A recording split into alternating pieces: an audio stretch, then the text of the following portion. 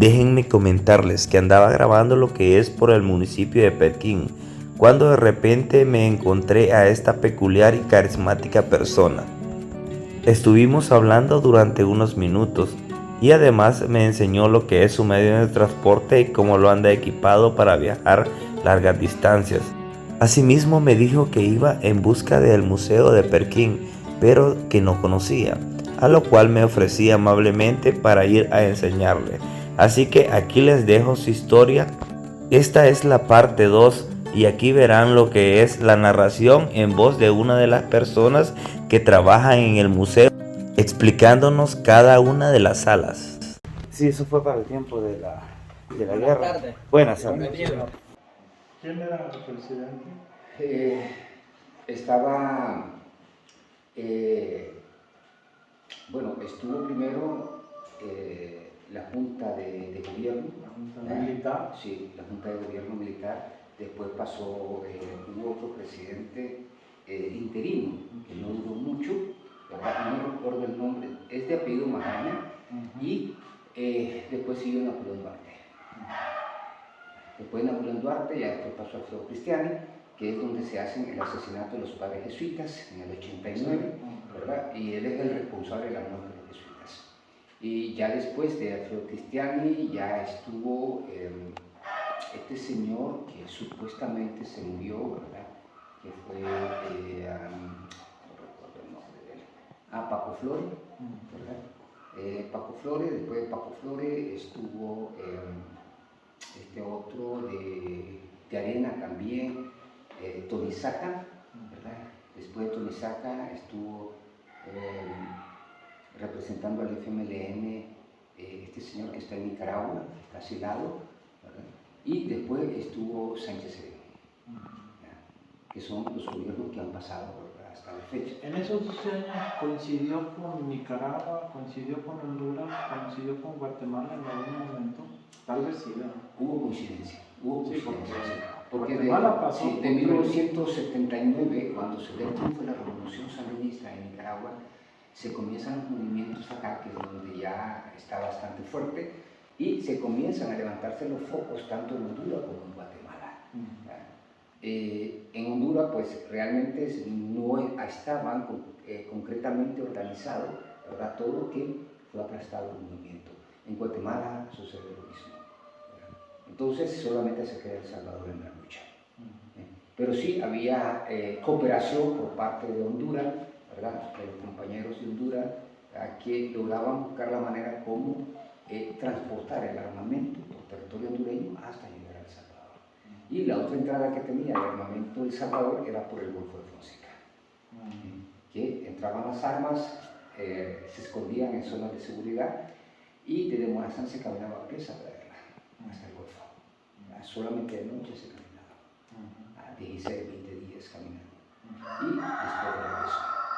Y era la forma como se transportaba el armamento. Este museo, pues realmente sí, es un gran esfuerzo, fue dos pensamientos de dos compañeros, ¿verdad? Parece increíble, pero uno de ellos fue un capitán que desertó del ejército, ¿verdad? Y se unió a la guerrilla, y de un compañero combatiente, a los cuales pues lograron concretizar lo que fue este museo, con el compromiso de formar el museo apolítico partidario, que no fuera con ninguna corriente política, que fuera en la dirección de la historia. Meramente la historia. Meramente la historia. Y se ha mantenido los 30 años autosostenible.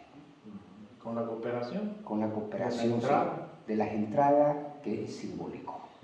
Es algo simbólico, ¿verdad? Y se ha venido avanzando poco a poco.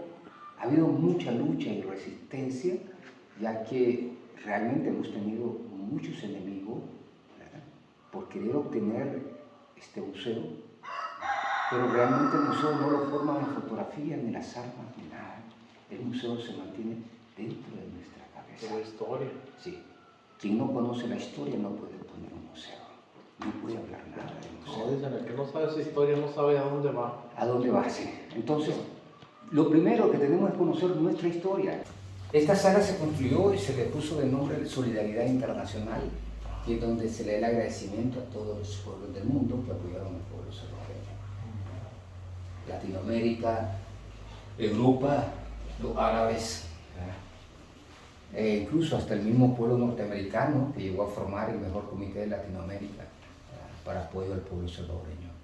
Entonces están los diferentes pósteres y afiches. Y con ese apoyo fue lo que se pudo mantener hasta la guerra. ¿Ubicas alguno de México?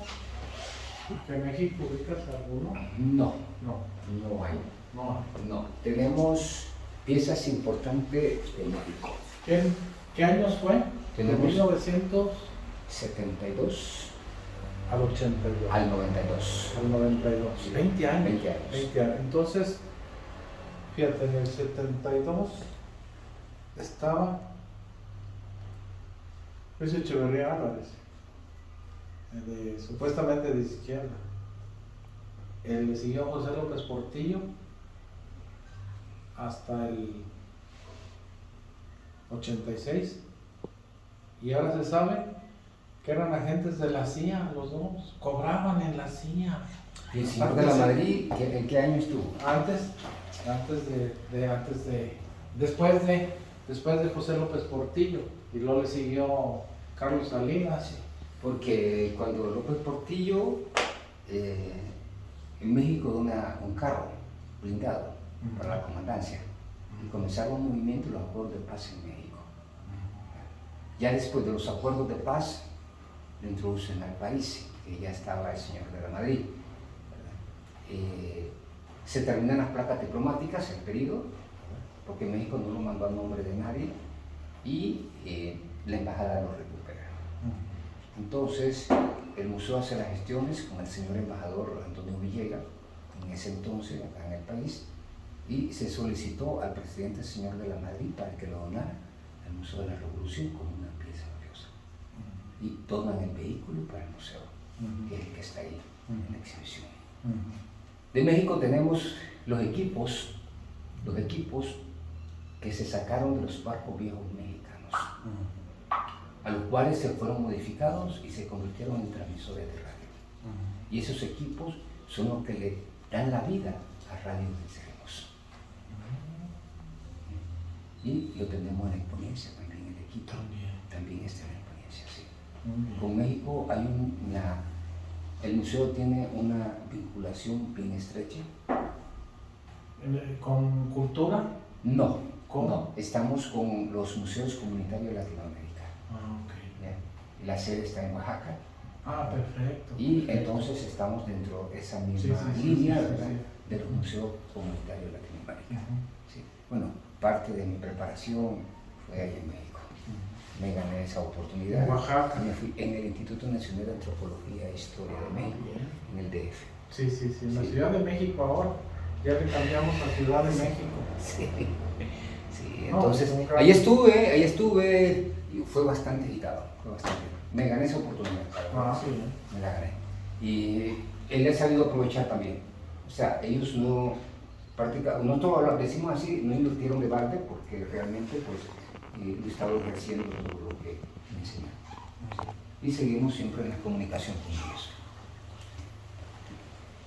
Claro, aparte de eso, hubieron combatientes mexicanos. También. Si no me equivoco, él es mexicano. ¿Cómo se llama? Carlos Miyazaki. Él es médico. Entonces, aquí hubieron médicos de todas las nacionalidades. Sí. Sí, fue un momento crucial para América Latina. Bastante fuerte, sí. Impulsado también por la Revolución Cubana. Sí, ¿Verdad? Sí, por Esa fue la inspiración. Pues sí, Para muchos por parte fue de eso fue mucho la inspiración, Fue pero la igual, inspiración. sí. Al final, pues ya llegamos a entender y a comprender que hay mucha diferencia entre el comunismo y el revolucionario. Pero realmente el comunismo la lucha nunca se ha aplicado. Nunca, jamás. Jamás de lo jamás. No, está en los libros. Sí. Pero en la práctica nunca ha habido comunismo. No ha habido. Nunca ha habido. Y esas son las primeras armas, ¿verdad? Que vinieron de Nicaragua y El Salvador. Disculpe, ¿qué tipo de armas son estas? Este es el checo, que es de tiro a tiro. Hay que cargarlo para volver a disparar. Este es el G3, este es el FAL, el famoso que le llaman mucho el Pajún. Sí. Y la carabina M1.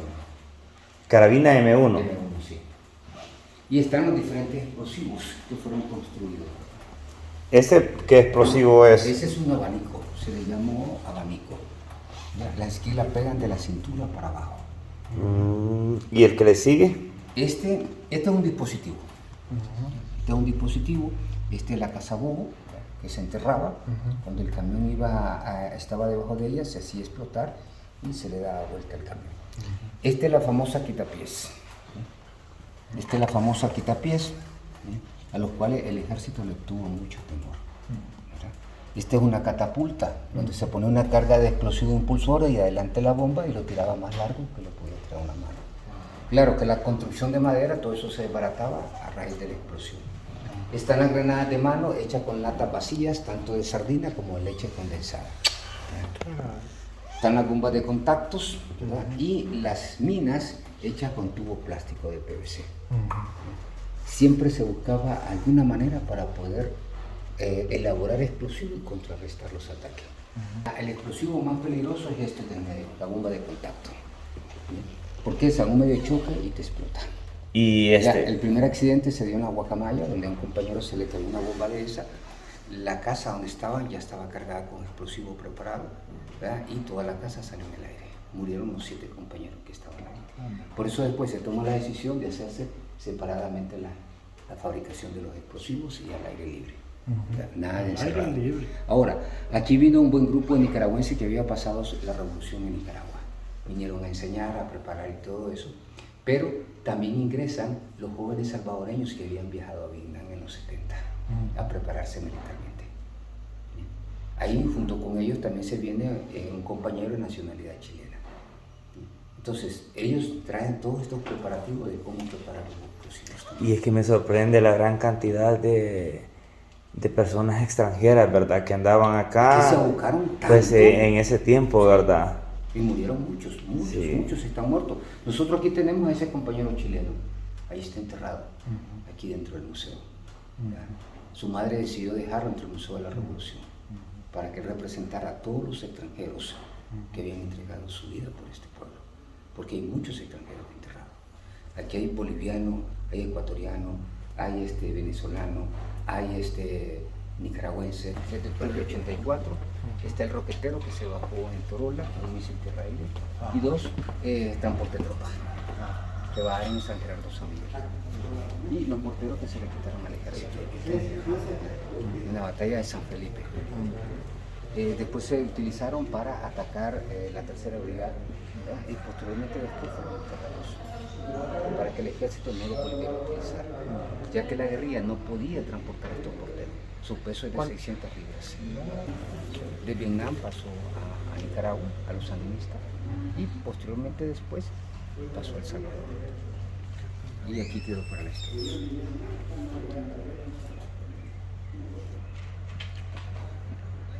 Y los 2 carros de los acuerdos de paz. Son blindados totalmente. Este es francés, ¿verdad? Y porque es el que Americano, sí, Ford LTD. un Ford, sí, americano, pero que no dona es México. Entonces, los carros presentan la declaratoria franco-mexicano de 1982, cuando reconocen a la fuerza del FMLN como una fuerza beligerante. Estos son los equipos que se sacaron de los barcos viejos mexicanos. Se modificaron para convertirlos en transmisores. Sí. Fueron 3 equipos que se sacaron de allá. Y se les pusieron como nombre vikingo. Entonces, el primer vikingo es cuando nace Radio Venceremos, el 10 de enero del 81. Y el mismo año hay un choque industrial con el ejército, le caen morteros, pero aparece el vikingo de eso. Él es el que termina la guerra, ¿verdad? Y el vikingo 3 se mantuvo enterrado. Por cualquier accidente que le pasara, pues se sacaba el vikingo 3. Pero como no hubo necesidad, entonces el que transmitía en la radio Venceremos lo saca y él pone otro museo. Le llama Museo de la Imagen y la Palabra, allá en San Salvador. Perfecto. Entonces él tiene el otro vikingo. Esta era la antena que utilizaban, la cabina que se formó después de la guerra.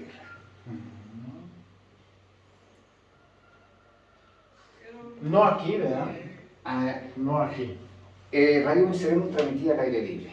¿Y en cuánto tiempo la desarmaban y la armaban? Mira, ahí solamente Un aproximado, era ¿no? poco tiempo, fíjate, poco tiempo. Más o menos, te hablo entre unos 10-15 minutos. Se modificaron equipos, tanto radio, de escuchar música, walkie-talkie e interlocutores de casas. Sus circuitos fueron modificados, se sacaron 2 líneas. Una se metía a la tierra y la otra se amarraba al alambre de púa. Y se abría la comunicación por medio de los alambres de púa. Y esa no la podían detectar. Los jueguitos que se hacían con los vasos y los hilos. Ah, sí, claro. Si podía salir la voz en un vaso, con la vibración de hilo y escucharse al otro lado, ¿cómo no poderlo hacer por medio de los alambres de púa con batería? ¿Y cuántos metros, a cuántos metros era efectivo? Hasta donde estuviera amarrado el alambre. Ah, esos son los pequeños radios. Eso no puede permitir, por eso tiene el alambre de púa en representación. ¿Ya? Pero esto tú amarrabas todos los cercos hasta llegar a Chalate y tenía la comunicación. Qué interesante, ¿verdad? Sí. Y algo sencillo. Los radios de escuchar música se le ponía un switch. Se subía, lo convertías en un radio de comunicación. Lo bajabas, lo convertías en un radio normal. Esta es la tumba del compañero Rodrigo Cifuentes Carmona, conocido en la guerra como José Luis. Fue el que murió aquí en el país y su madre lo dejó. Una vez viniendo el 17 de febrero del 2010 a conocer el lugar donde estaba enterrado. ¿Qué edad tenía cuando murió? Como unos 34, 35 años. Todos jóvenes. Sí, jóvenes. Sí, todos jóvenes. Sí, todos jóvenes. Todos Sí, jóvenes. Jóvenes. Está bien joven. Sí. Pues yo creo que la mayoría, ¿no? La mayoría eran jóvenes. Jóvenes, Sí, la mayoría fueron jóvenes. De 18, 17, 16. En la guerrilla había niños desde los 12 años como fusil. Sí, claro. Y de correo eran los niños de 6 a 12, 13 años. Y esta es la bomba de 500 libras, una de estas fue la que cayó acá en el 81. ¿Ya? Y así como ven esta, era donde cuando no explotaban las bombas, entonces se sacaban donde caían y se cortaban por la mitad para sacar el explosivo. Pero era un riesgo porque el explosivista tenía que estar en un radio de 500 metros. Por si acaso fallaba, solamente él desaparecía. O sea que una sola persona lo hacía entonces esto. Sí. Voluntario. Sí, es voluntario. Sí. Una ¿Y sola lo cortaban persona. Con sierra de mano, de cortar hierro. con sierra? Y agua, y trapo mojado. Sí, porque una pequeña chispa, ¿verdad? Un pequeño recalentamiento o chispa, ¿ya? Entonces podría hacer explotar el explosivo. Una vez cortada se sacaba el explosivo. ¿Lo sacaron de ahí? No, la de ahí explotó. No, la de ahí explotó, sí. Sí, la de ahí explotó. Estas se localizaron cuando se localizó donde cayó, sí, se sacó y después se le sacó el explosivo. Sí. Y este casco, cuando quedaba vacío, pues se cortaba en pedacitos y eran las esquilas que se le metía a la bomba. Era más fácil. Ya, pues solo le metías un pedazo y te producía un montón de esquilas. Sí. Estos de fabricación norteamericana. Sí. ¿Qué peso tiene más o menos una bomba de esa? Estamos hablando de que hace unas 600 libras. 600 libras. Sí, ya completa, ¿verdad? Sí. Pero así, ahorita te viene pesando, si no me equivoco, sus 150 o 200 libras. O sea que ahí venía repleta de explosivo todo. Repleta de explosivos, sí. Por eso imagínese para que hiciera lo que es esta gran explosión acá. Y me imagino que era un poco más grande antes, ¿verdad? Más profundo. Más profundo. Más profundo. Son 7 metros, ahorita solo tiene 3 metros. El radio que cubre la explosión de esta bomba son 500 metros en circunferencia. Pues nosotros le hacemos un llamado a los jóvenes a que mejor se dediquen a estudiar, que se preparen, que sean profesionales para el día de mañana.